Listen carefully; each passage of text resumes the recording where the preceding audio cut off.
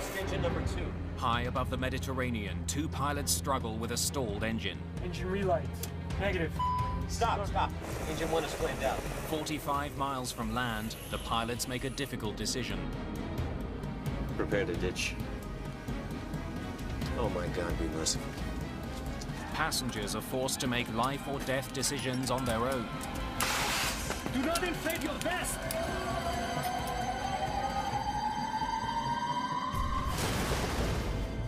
The accident will tear families apart, set in motion a massive rescue effort at sea, and trigger a multinational investigation to discover why both engines on one of the world's most popular planes stopped in mid-flight.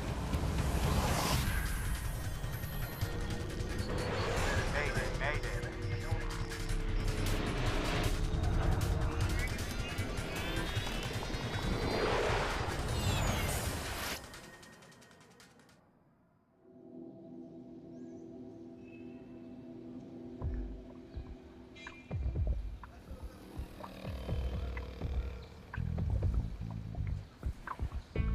August the 6th, 2005, Bari, Italy. An ancient port town on the Adriatic Sea, where the past meets the present. Just north of this historic city, Bari International Airport serves 10 major airlines and more than 1.5 million passengers each year. One of those carriers is Tunisia's Tuninter Airlines. Captain Shafiq Garbi is a pilot with Tuninter. Today, he's in command of Flight 1153. The 45-year-old Tunisian is a military-trained pilot with a flawless flight record. Garbi's co-pilot is 28-year-old Ali Kabair. How much fuel are you adding? 400 kilograms. 2,700 total? Yes.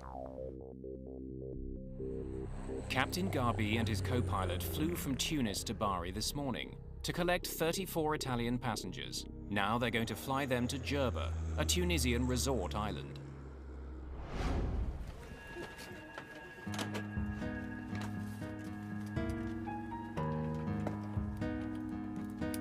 Among the passengers is 31-year-old police officer Luca Squicciarini. His girlfriend Paola is traveling with him. Our first choice wasn't Jerba, it was Cape Verde. The thing with Cape Verde is that it was a period of terrorist activities. The flight would have left from either Rome or Milan. Since they are two large airports, Paola was afraid that there would be an attack, so we chose not to go to Cape Verde. It was my first trip with Paola. We met the previous winter. We had plans to marry the following year. To tighten your belt, pull on the loose end of the strap. To release your seatbelt, lift the upper portion of the buckle. Ladies and gentlemen, your life vests are located beneath your seats. To inflate the vest, pull firmly on the red cord, only when you're leaving the aircraft. If you need to refill the vest, blow into the mouthpiece.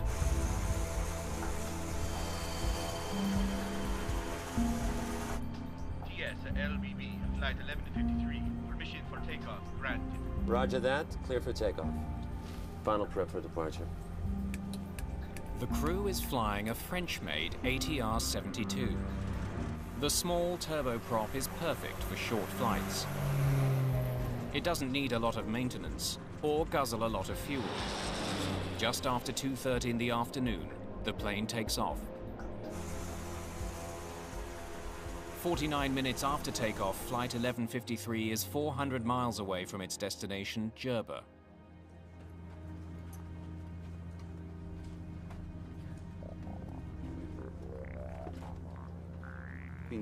So we started chatting with other passengers.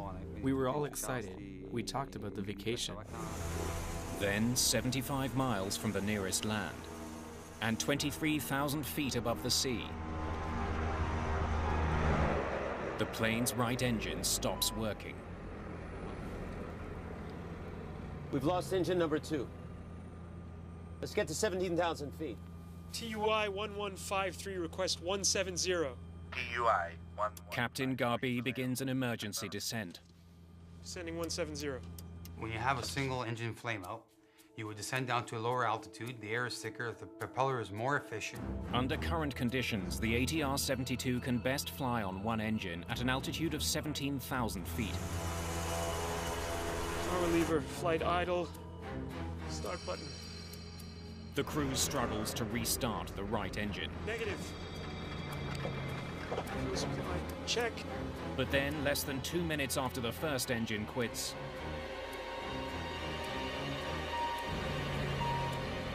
Stop! Stop. Engine number 1 is flamed out. both of the plane's engines have stopped. Si è spento inizialmente il motore destro. The engine shut off. Inizialmente pensavamo fosse addirittura un Our attentato, first thought was of a qualcosa del terrorist genere, attack, visto che since there were so many at the time. We tried to figure out what was happening, so we looked towards the cockpit to see if someone was trying to sabotage the plane. Se qualcuno voleva sabotare l'aereo. The plane is now falling to the sea at 800 feet per minute. Mayday! Mayday! Mayday! DUI 1153. We have lost both engines. Request immediate landing at Palermo. The crew still hopes to reach an airport, but they have 70 miles of ocean to cross before they're over land. Crews are trained for almost anything. There's a checklist for them to follow to solve most problems, including what to do when both engines die. Both engines flame out checklist. Fuel supply, check. The pilots don't know why their engines have stopped. The only clue they're getting is a low fuel feed warning. A low pressure warning light tells the pilot that there's low fuel pressure going to the engine. Now that could be a mechanical problem, or that could be a contamination problem. The crew follows the steps laid out by the manufacturer to relight their dead engines. Fuel supply, check. Power lever, flight idle. Start button. Engine relight. Negative. Get Shokri. The captain asks the cabin crew to bring the onboard engineer, Shokri Habui, to the cockpit. Palermo approach. This is TUI 1153. We have lost both engines. Request immediate landing. The closest airport is in Palermo, on the Italian island of Sicily. TUI 1153, Palermo. Affirmative, you are clear for landing. Palermo approach. What is our distance to the airport? Your distance to Palermo is now 48 nautical miles. An ATR-72 will fall from the sky at a predictable rate. 1 foot down for every 16 feet forward. 48 nautical miles is further than the plane can glide. I don't think we're gonna make it.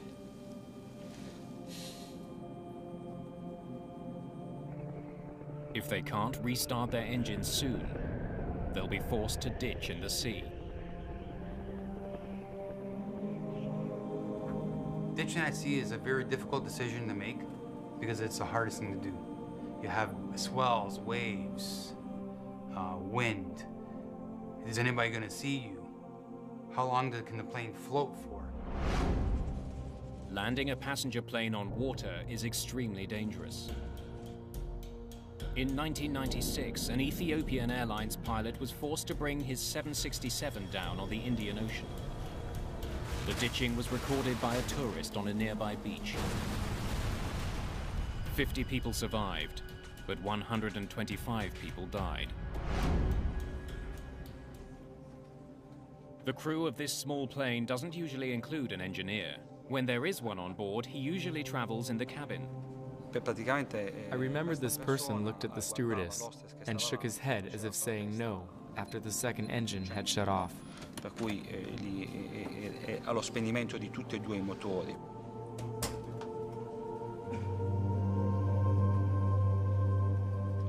Per cui lì ho capito che stava cercando di fare qualcosa per That gesture showed there was nothing left to do. far funzionare questo aereo, però mi sa. The crew of Flight 1153 has tried all it can. They're running out of time and options. Flight engineer Shokri Habui has joined in the struggle to get Flight 1153's engines started. You've run the checklist. Yes. The captain hopes the engineer will know something that isn't covered by the checklist. Attempt to restart the engines. Right engine first. Fuel supply. Check. Engine 2 start, power button. On. Engine relight. Negative. Palermo approach, TUI 1153. Any closer airport where we can land? Negative 1153. Palermo Airport is the closest airport to your position. We're not gonna make it. Prepare to ditch. Oh my God, be merciful. The captain has decided to land the plane at sea. I'll let you imagine the panic on board. People were screaming and crying. Please stay calm and follow your crew's instructions. There were people in the front seats that had a baby girl. She had been playing and was so excited. To now see the panic in her mother's face made me feel so sad. TUI 1153. What is your fuel load? Cockpit fuel quantity 1,800 kilograms. Captain Garbi's fuel gauge shows that he has plenty of fuel. But for some reason, neither engine will restart. Just 10 minutes after the trouble began, the plane is 7,000 feet above the ocean and falling. Outside, it's completely silent. But in the cabin, there's panic. Please remain in your seats with your seatbelts fastened. My first instinct was to undo my seatbelt to prevent getting trapped when we hit the water. I didn't want to be trapped in my seat and go down in a horrible way. Secondly, I put on my life jacket and quickly blew it up. I did this to soften the blow of the impact. Do not inflate your vests until you left the plane. A plane ditching at sea will more than likely fill with water. That's why safety procedures call for passengers to only inflate their life vests once they've cleared the plane. Otherwise, they could become trapped inside the flooded fuselage and drown. In the Ethiopian Airlines crash, many passengers ignored this advice and drowned after surviving the initial impact. Negative. The dead engines aren't the only problem confronting the crew. Engine 2 start, power. Many of their instruments get their power from the engines. Without the engines, some vital gauges are dead. On a 2-engine flameout, you go on your standby instruments, which is you have an attitude indicator, you have an altimeter. Fuel supply, check. The crew continues to try to restart their engines, but it's become clear that they've run out of time. They're not doing anything. Confirm distance, please. Your distance is now 20 miles. Boats. I see boats. Choosing to ditch near a ship or a vessel is not written in any checklist. It's just good airmanship because the rescue can start immediately and it increases your chances of survival. Palermo approach. It's TUI 1153. We can't make it to the airport. We see 2 boats on the left side. We're going there.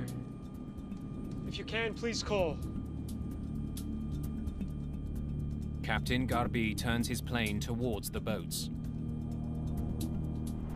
Can you send helicopters or something similar? Fast, fast, fast. emergency.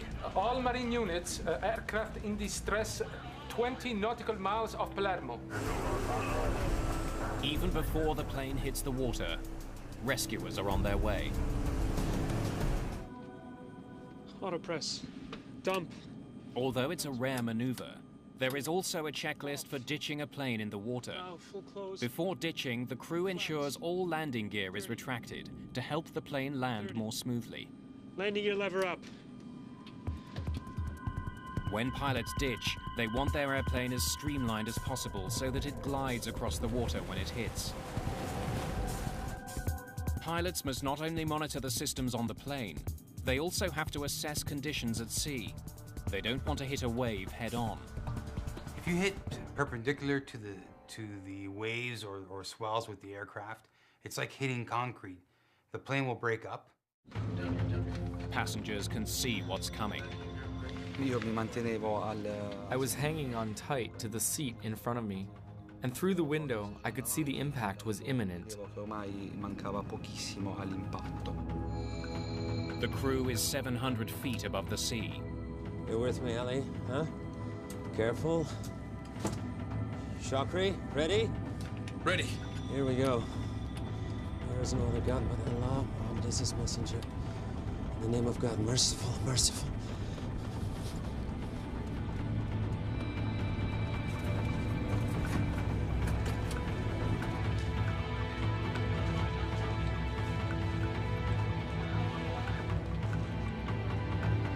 At a speed of 145 miles an hour, the plane collides with the sea.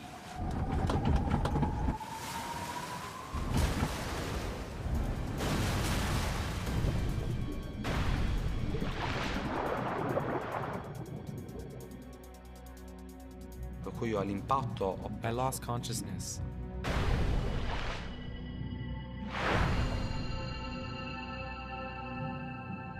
I woke up in the water. I was 2 or 3 meters underwater. I came up to the surface wearing only my pants. I had lost my life jacket and clothes on impact. I got to the surface and grabbed onto a bag. I was in shock. I was surrounded by everything. My thoughts were constantly with Paola. I thought I was going to die because I was spitting blood. I felt my lungs filling with blood.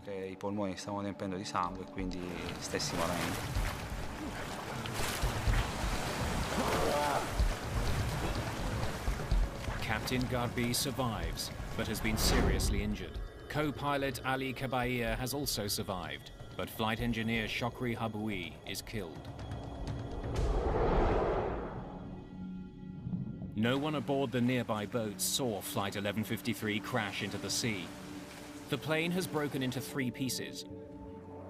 The tail section and much of the fuselage sink to the bottom of the sea.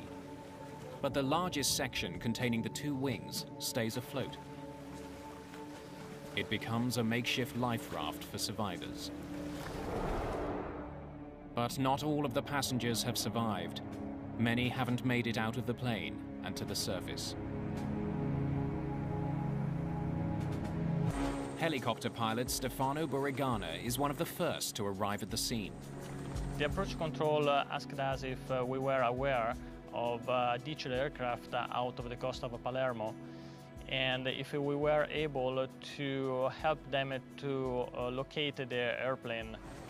When we approached the airplane, we could see the wings floating.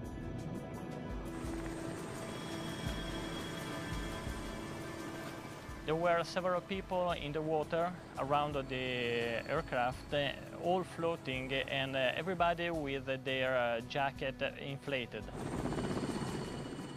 Borigana spots Luca Squicciarini floating, away from the main wreckage. There was one man without his jacket, and he was the farthest from the airplane. I decided to go over him and throw one of our life jackets to him. Within the hour, the crash site is teeming with rescuers. They search for survivors from the water and from the air.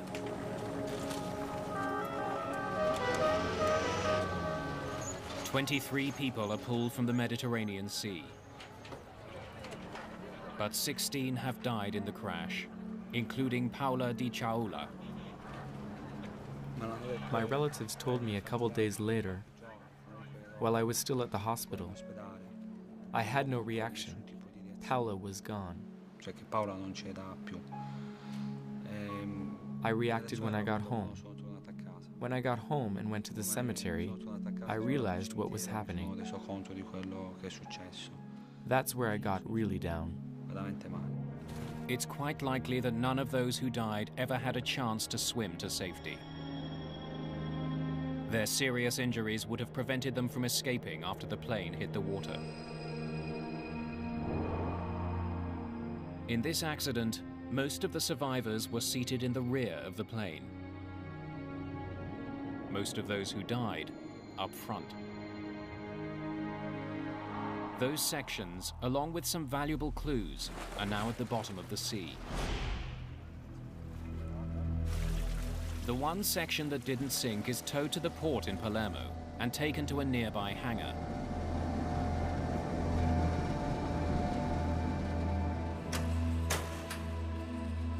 A team of agents from Italy's National Flight Safety Agency, the ANSV, begin looking for leads. Their job: find out why Flight 1153's engines stopped in mid-flight. We need to collect as much as evidence as possible in order to fulfill two main answers. What happened and why had it happened? They are led by Chief ANSV investigator Vincenzo Panetta. I arrived in Palermo the day after the accident, on the 7th, very early in the morning. Per piacere, permesso. A flight test engineer by training, Panetta has led several air crash investigations. The engines and central fuselage of Tuninter Flight 1153 have been recovered. The rest of the plane lies somewhere off the Sicilian coast. The main challenge of the investigation was the fact that the flight data recorder and the cockpit voice recorder and also the front fuselage were 1,500 meters under the sea. While the Italian Navy conducts a deep-water search for the rest of the wreck and the crucial black boxes, Italian investigators are given some assistance by the plane's European manufacturer. ATR's Giuseppe Caldarelli is here to find out if there's a flaw with the company's plane. Anytime there is an accident, and also one people die, for me is a big accident. Worldwide, hundreds of ATR-72s cross the skies each day. Those aircraft have a very sound structure and robust systems, and are very cost efficient. Together, Panetta and Caldarelli set out to find why both engines on such an advanced airplane died in mid-flight. TUI 1153, we have lost both engines before it happens again. Captain Garvey, how are you? I'm getting better, thank you. Investigators want to know what happened in the cockpit of Tuninter Flight 1153 when the engines died. Without the cockpit voice recorder, they must rely on the recollections of surviving passengers and crew members. The main cause of double engine failure could be a lack of fuel. But according to Captain Shafiq Garbi, lack of fuel was not the problem. What were your fuel readings? The fuel quantity indicator said 1,800 kilograms of fuel. What is your fuel load? Cockpit fuel quantity 1,800 kilograms. Fuel supply, check. Was there any warning that you were low on fuel? There was definitely no low fuel warning. Just a low feed pressure light. The absence of a low fuel warning and the presence of a low feed pressure warning is a major clue. This set of alarms usually indicates that there is a problem in feeding the engine with fuel. Since the plane's gauges indicated that there was fuel on board that did not get to the engines, ATR's Giuseppe Caldarelli looks for flaws in the fallen plane's fuel delivery system.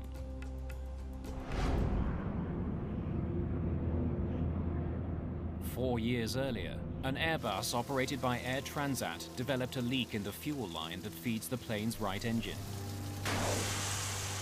Over time, the plane leaked all of its fuel and both engines failed. The pilots were forced to glide their plane to an emergency landing. That incident has a lot of similarities to the Tuninter crash. Giuseppe Caldarelli's team looks for breaks or blockages in the fuel lines and evidence that the fuel pumps malfunctioned and stopped fuel flow to the engines. While Caldarelli waits for technicians to complete tests on pumps and lines, Panetta decides to start a new line of inquiry. He explores the possibility that the fuel that was on board was somehow contaminated. Fuel contamination can derive from 4 or 5 different sources. Kerosene-based jet fuel is very delicate. If stored or transferred improperly, it can be polluted with water, sand or fungus, even sticky residue from the hoses of refueling tankers.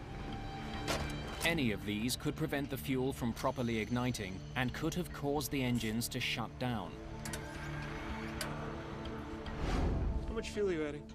400 kilograms. The plane last took on fuel in Bari. Samples from the tanker that supplied it are taken for testing.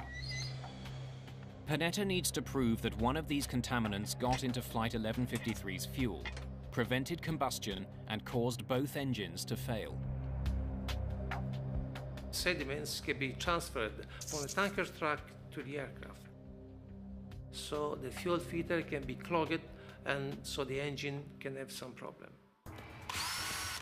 Technicians remove the truck's fuel filters to look for evidence of contamination. Hoses and couplings are swabbed for sticky residue or colonies of microorganisms and submitted for testing at an Italian Air Force laboratory. The fuel is filtered for minute particles suspended in the fluid.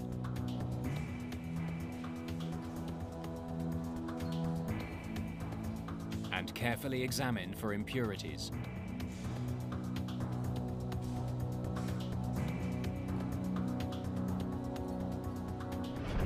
The truck's filters are also inspected for residue or sediment from the tanks.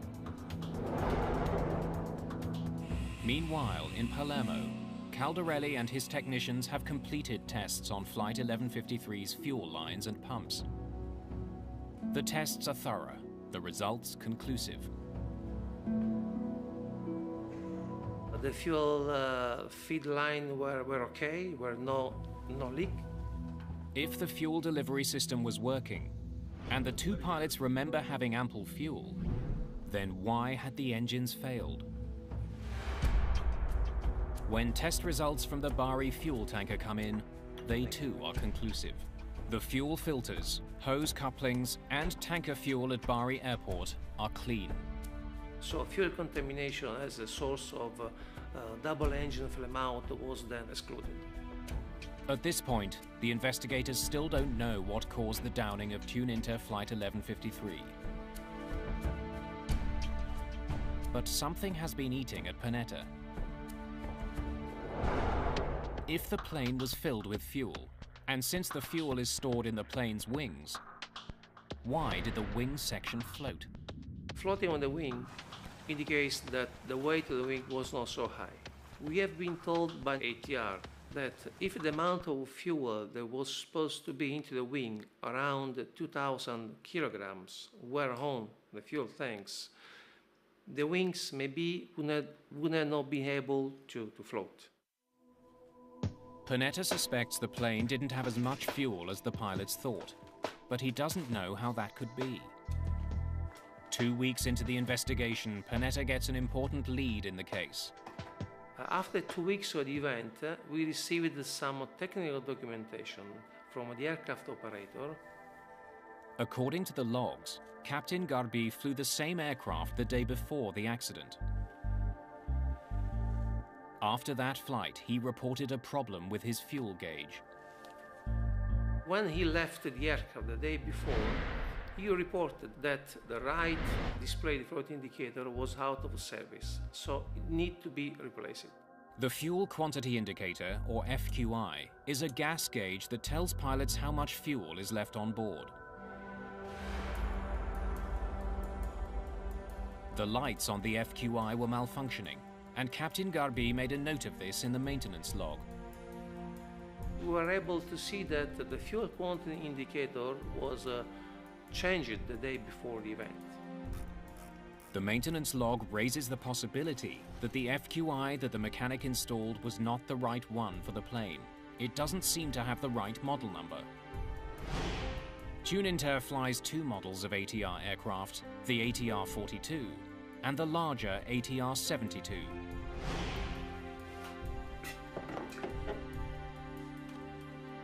The fuel quantity indicators for each plane look identical, except for a different model number at the top of each unit. The ATR-72 should have a model number 2500. But according to the logs, mechanics installed a unit with the model number 2250 instead.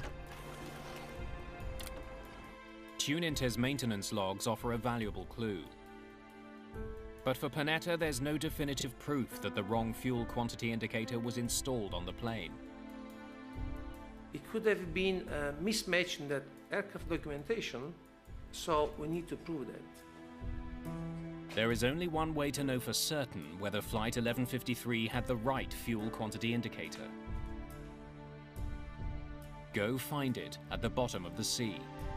We need, of course, to recover the wreckage from bottom aircraft to physically see what was the fuel quantity indicator installed on the aircraft. Not until 3 weeks after the crash do investigators recover wreckage from the sea. The data from the plane's black boxes confirms what the pilots have been saying. There was no warning of low fuel, so there appeared to be enough fuel to make the flight. The black boxes can't solve this mystery. Investigators hope that the tail and front section can. They are hauled aboard a naval vessel from the sea.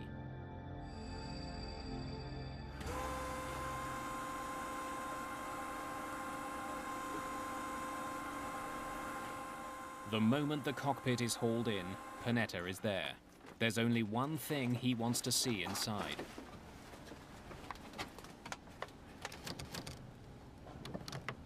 So when the wreckage was recovered from under the sea and put on the ship deck, I realized that, as a matter of fact, a fuel quantity indicator for an ATR-42 was installed. It was like we found the smoking gun. The wrong FQI was installed on Flight 1153. Panetta finally has the break he's been looking for. The ATR's fuel quantity indicator collects data from sensors in the fuel tanks and calculates how much fuel is in the tanks. But since the fuel tanks on the 42 and the 72 are a different size, fuel quantity indicators can't be swapped between them. Technicians conduct refueling tests with the wrong FQI installed on an ATR-72. And the results are chilling. The results show that if you install an FQI type, we'll say 42, on an ATR-72 aircraft, if I have no fuel into the aircraft in the fuel tanks, with zero fuel, the fuel quantity indicator show me 1,800 kilograms. Precisely the amount of fuel that the captain reported having when his engines flamed out. Cockpit fuel quantity 1,800 kilograms. Investigators conclude, at 23,000 feet above the Mediterranean, the wrong fuel indicator led the crew to believe that they had ample fuel, when their tanks were actually empty. Engine relight. Negative. They're not doing anything. The engines could not possibly have been restarted. With hundreds of ATR-42s and ATR-72s still flying, the implications are stark. Could there be other planes flying with the wrong gauge? The first safety recommendation was to mandate all operators that use ATR-42 and 72 aircraft in their fleet to check whether the right fuel quantity indicator was installed on the aircraft. Panetta and Caldarelli have uncovered the error that caused both of Flight 1153's engines to quit in mid-air.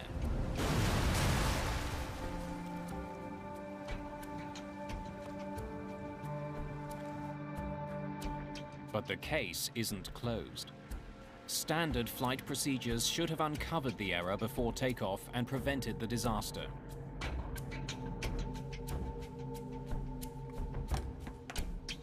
Captain Garbi's aircraft went in for repairs in Tunisia the night before the crash. The plane's FQI indicated 790 kilograms of fuel in the tank. After the new fuel quantity indicator was installed, it showed that there was almost 4 times as much fuel on board, 3,100 kilograms. The following morning, Captain Garbi noticed that the fuel levels had gone up. He assumed the fuel had been added. But when fuel is added to an aircraft, a refueling slip must be left in the cockpit. Where is the refueling slip? The pilot asked to the flight dispatcher where was this refueling slip, but the flight dispatcher was not able to find this refueling slip. I'll get it to you when you get back from Jerba. Roger that. There was no refueling slip because the plane hadn't been refueled.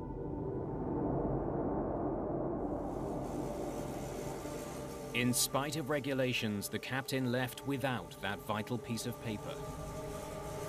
There are some standard regulations requiring the pilot to take off only when he is sure about the quantity of fuel. With the wrong fuel indicator on board and less fuel than he believed, Captain Garbi makes it to Bari, Italy, and tops up his plane for the next leg of the trip to Jerba.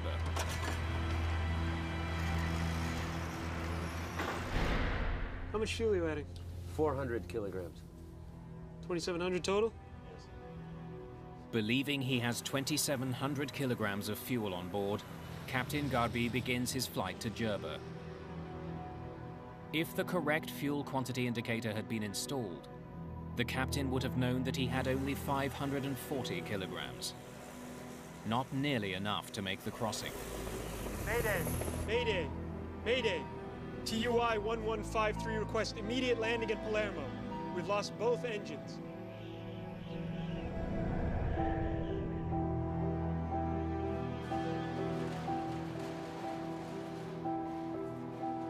Panetta's investigation comes to a close. He draws up his final report.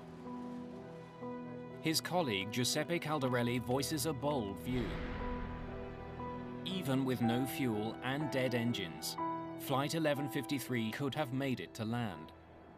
The aircraft was in a position that allowed to reach Palermo. TUI 1153. Caldarelli wonders if the pilots did everything they could have to get the plane safely to Palermo. TUI 1153. Investigators get some unexpected answers by having seasoned pilots fly the exact same flight with the exact same problems. Okay, we are now in big trouble because the second engine has gone off, so... Vincenzo Panetta's investigation into the crash of TuneInter Flight 1153 has uncovered the events that led up to the accident. Now he and Giuseppe Caldarelli need to resolve one question. Did mistakes made by the pilots cost people their lives? We're not going to make it. Prepare to ditch. Caldarelli and his team study the plane's specifications and draw a surprising conclusion. Flight 1153 could have been able to glide to Palermo. According to manufacturer data, an ATR is able to glide 3 miles for every 1,000 feet of descent. With the help of the tailwind that day, Flight 1153 could have been able to glide 70 miles to Palermo. The crew might have been able to make it. Landing gear lever up. So what had the pilots done wrong?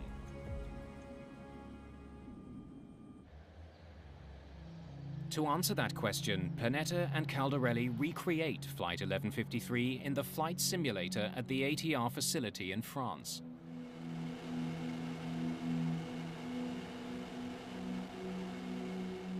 Test pilots try to glide an ATR-72 for 70 miles from the altitude at which Flight 1153 lost its second engine.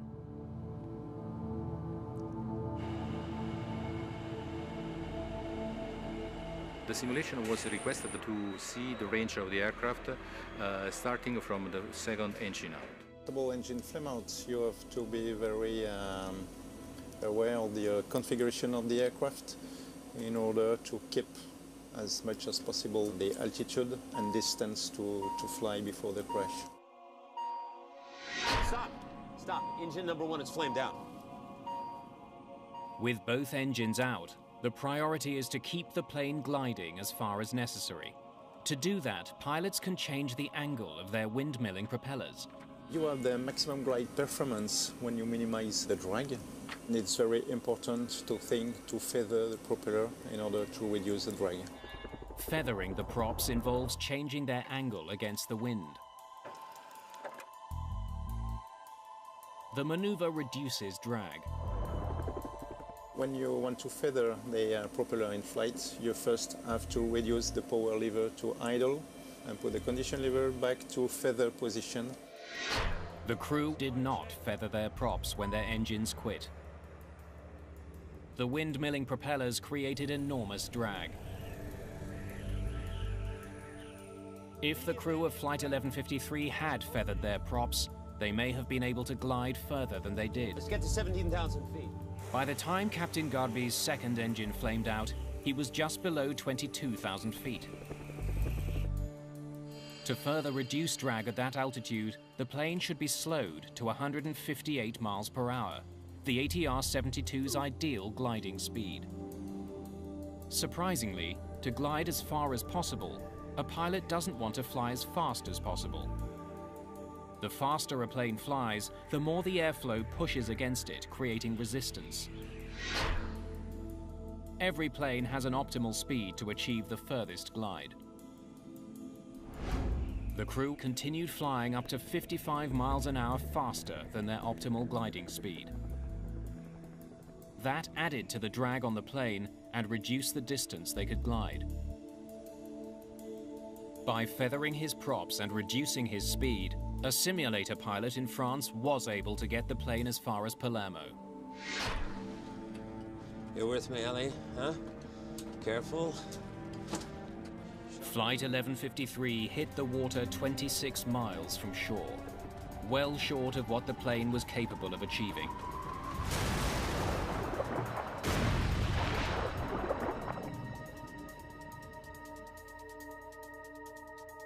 The simulation confirmed that the crew might have been able to make it to land. It was theoretically possible to reach the coast, but it was also very difficult to achieve that result.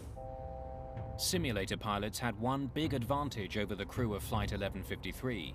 They weren't in a life or death situation, and they knew they had to glide instead. Fuel supply, check. But Captain Garby didn't know he was out of fuel. He didn't think he'd need to glide to Palermo. Garby focused on restarting the engines instead. Feathering the props isn't part of that procedure. If the captain had known he was out of fuel, he might have acted to maximize glide instead. Once he realized that his engines wouldn't start, his focus was on trying to find a place to ditch the plane. Captain Garby also had to contend with a lack of instruments, as well as radio interruptions. DUI 1153. What is your fuel load? Cockpit fuel quantity 1,800 kilograms. Most importantly, Captain Garby had the lives of his 34 passengers to consider. Of course, it's much easier to cope with that kind of situation on the simulator, because if you do wrong, if you crash the aircraft, you have the magic button, right, reset, everything is okay again. And that's very different in the real life with passengers behind and when it's your life. Your distance is now 20 miles. We're not going to make it. The simulation highlights the importance of proper training to deal with unlikely situations, such as a twin-engine flameout. In aviation, it's a very rare event. Vincenzo Panetta's report urges airlines to train their pilots how to ditch without engine power. Better pilot training is just one of 17 safety recommendations in the accident report. Perhaps the most important, that ATR redesigned the fuel quantity indicator. In order to prevent a fuel quantity indicator type 42 on a 72 aircraft and vice versa. To prevent mechanics from installing the incorrect part, Panetta believes that the only answer is to design the FQIs so that they only fit on the plane they're meant for. 9 men faced charges of criminal negligence for the downing of Flight 1153, including the tune-inter mechanic who installed the wrong FQI and Captain Garbi.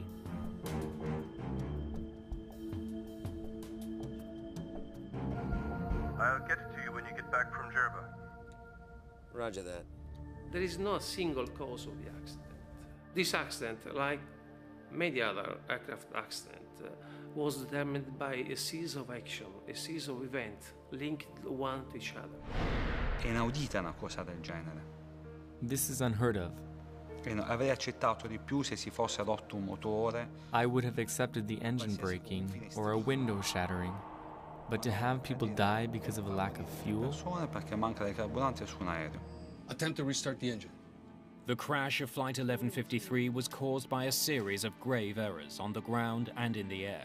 But the flight data recorder does show that the crew's last move before hitting the water was absolutely perfect. Here we go.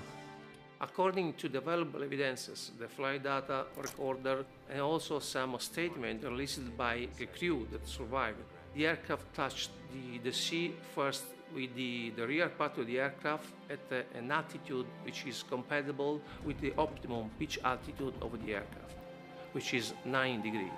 Captain Garbi raised the plane's nose up to 9 degrees at the last possible moment. So instead of ploughing into the sea, his plane glided along the surface of the water.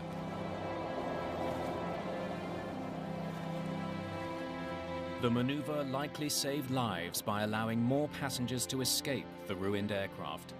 His flying may have prevented this accident from becoming an even greater tragedy.